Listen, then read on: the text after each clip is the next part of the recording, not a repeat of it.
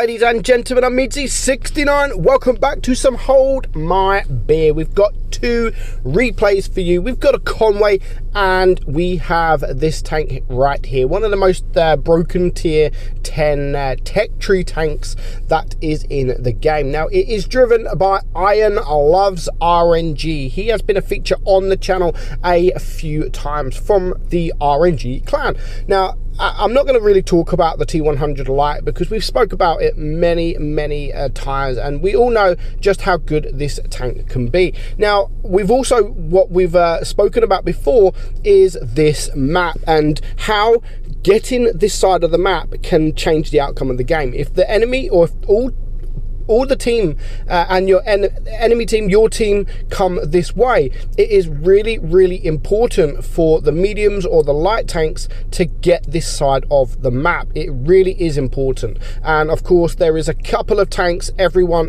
pushing this side. Now, unfortunately, the STB has lost his position, which means our light tank here is pretty much the only quick tank that is around. There is another tank around here somewhere.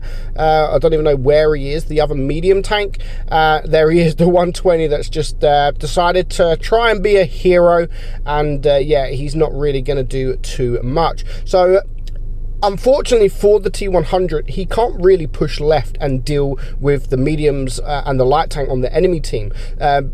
At the minute, they are being a problem because they're doing damage onto his team, but he's also doing damage to the enemy team. Now, there is an Object 268 for the new tank that is up with him, so he doesn't need to run away, but unfortunately can't really push. If the Object 268 comes to this, if he tries to push, he's going to just be side on to the whole team. Now, stupidly, the Progetto has decided to sort of run away, and because of that, he's now going to lose all of his hit points. You can see he's now a one-shot.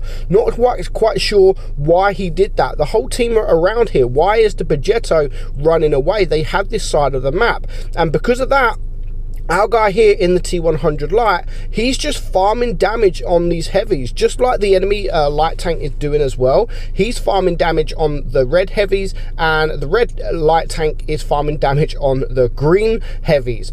So they do need to clear him in a minute, but because he's not being any danger to him, he's more worried about these heavies and these tank destroyers, and he's going to try and clear up as much as he can. Now, he's farmed 5k damage already. He's going to clear the E6 there, and now he's got the objects. You can just see there the Object 2684. He's just, I mean, it's a broken tank, and because he decided to push, he's now again lost almost all of his hit points. But that was a perfect time to push this T100, and he takes him out without losing a single hit point. And now it is a 4 versus 3. The waffle over there is all by himself, so he knows that he can push because there's the other two tanks behind. So he's going to try and push. He's on 3 kills. Clear this guy, he will be on 4 kills. Is he going to get the kill? Of course he's going to get the kill. So 6.5k damage, and our T100 Lite is still full hit points. Now, with 3,500 DPM up against the K91 and the Progetto,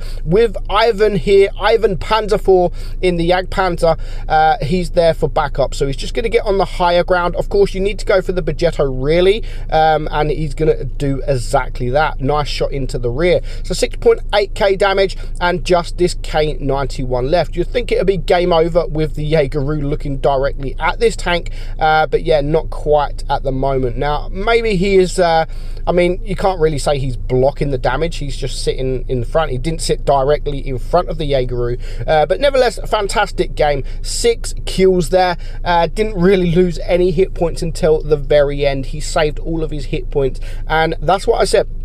I've said it before, you have to control that side of the map. 6 kills, pretty much 8,000 damage, and yeah, he made that look so easy. It was easy thanks to the team, but it was also easy for the T100 and it would have been easy for the T100 and the Progetto to also farm some damage as well. Now, next up, we've got a Conway. We're watching Silver in the Conway. Now, I believe this one does get a little bit lucky. I think it's he does come up against an AFK towards the end, but this tank Now he's driving it with the big gun. Now this tank, you can either drive it with the big gun if you want a nice Hesh and a nice alpha gun. Of course, use it with this gun. I prefer this gun, but if you use it with the smaller gun, it does have it's like 500 DPM more than this gun, and it's equally as good, if not better. But for me, I prefer this big gun because of the Hesh. It has a higher Hesh pen, and you, especially when you're against tier 8s, you can actually pen quite a lot. So half the team coming this way, half the team going right. You got to remember, this doesn't have any armor. Now luckily it has a little bit of armor on the turret. I mean, it's not great, but it's enough to withstand HE shells, so which is pretty decent. Not like that of the FV4005. At least this has got a little bit of turret armor, and actually if it's hold down, it can be kind of troll. You can actually get bounces on this turret. So as you can see, pretty much all of the enemy team have gone the other way. Now if he can get side onto these guys, he will have some beautiful HE shots, just like you see there in the E75. And you can just see how easy it is to pen that E75 side on with the Hesh that this tank has got. And this is why I love this tank, this tank and this gun, because I love Hesh. I love the Charioteer. I love pretty much anything with Hesh. The FV4005, well, not really the, FV4202, the Centurion. I love Hesh, and Hesh can be the best shell in the game. It really can, but you need to know how to use it. If you're not very good at using Hesh, then don't run this gun. Run the other gun. Go for the DPM instead, because running this gun, if you don't really know how to use the Hesh, won't really benefit you. So he's sticking with his team. You can see he's sticking with his team. Now, the one thing I have noticed, he doesn't carry a lot of Hesh. He's taken 2 shots, so he's got 8 shells of Hesh, so he doesn't take too many shells. I would probably load a bit more Hesh. I'd probably load more Hesh than in this, or more HE, if you want to call it HE, in this than I would your standard round, because you'll probably be able to get most of your shells out. If you can use the speed boost, if you can use the mobility of it, I mean, it's not a slow tank by all means. It's quite nice, and just look at these beautiful HE shots. But there's 5 tanks left, and he's only got 5 shells left, and you can see most of his shots at the moment have actually been Hesh, and he's now got 2.5k damage and another Hesh into the rear of this T54. Unfortunately, it was a bit of a fail, but at least he went for the Hesh, and I mean, I always say it with something with a Hesh gun: high risk, high reward, and you've got to know how to pen them. You've got to know if you can pen them. Oh, it's always worth a try.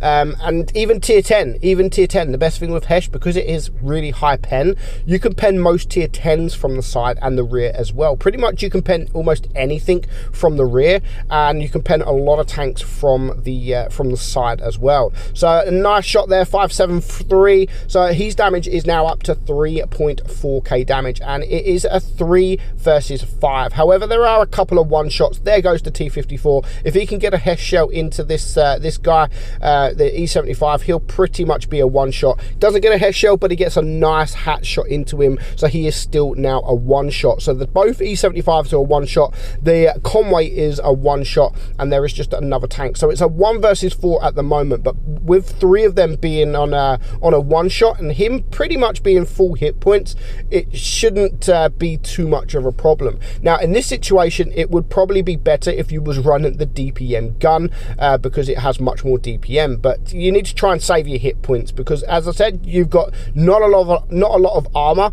so if you are getting shot, if you are running the spool liner, of course that would be better, but thankfully for the E75, he's just given him a free shot here. But of course the Object 252U has yet to be seen, but he still managed to farm up 5.4k damage. Now I love the fact that even though the E75 is a one shot, he's on 2 HP, so he could either go ram him, but he knows that he hasn't seen the 252U. He hasn't seen him, which is why he is saying, where is this guy? Has anyone seen this guy? If he's AFK, then I'm probably just going to rush into this E75. If he's not, then I'm going to try and get my shot off without losing any hit points. So I love the fact that he's reversing down to see if he can get this shot, and of course the E75 is not even looking, and he gets the 3rd kill. So 5.4k damage and just 1 tank left alive. Now this is, I mean, mean, it's not slow, this tank, but it isn't the quickest. So when there's only 2 minutes left on the clock, when you're on this much damage and you haven't seen a tank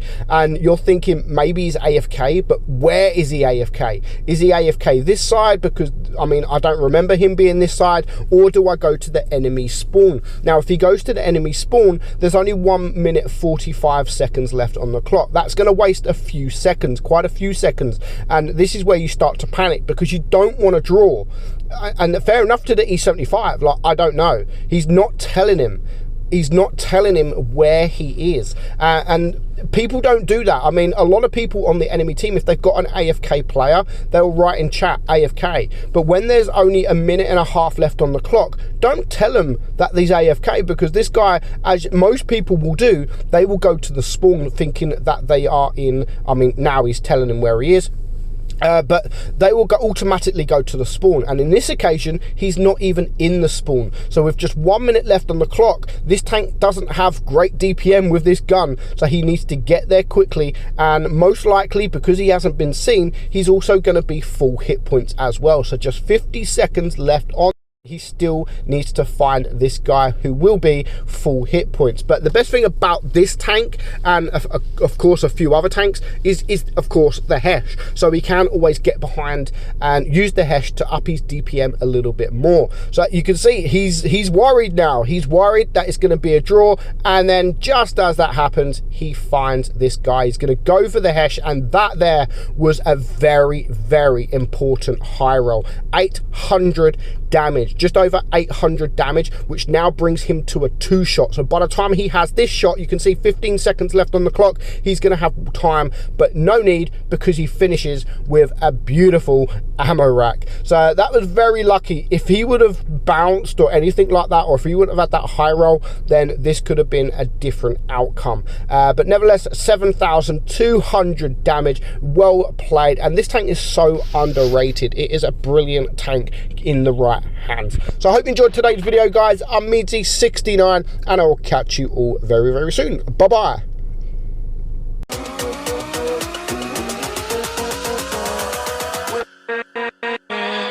With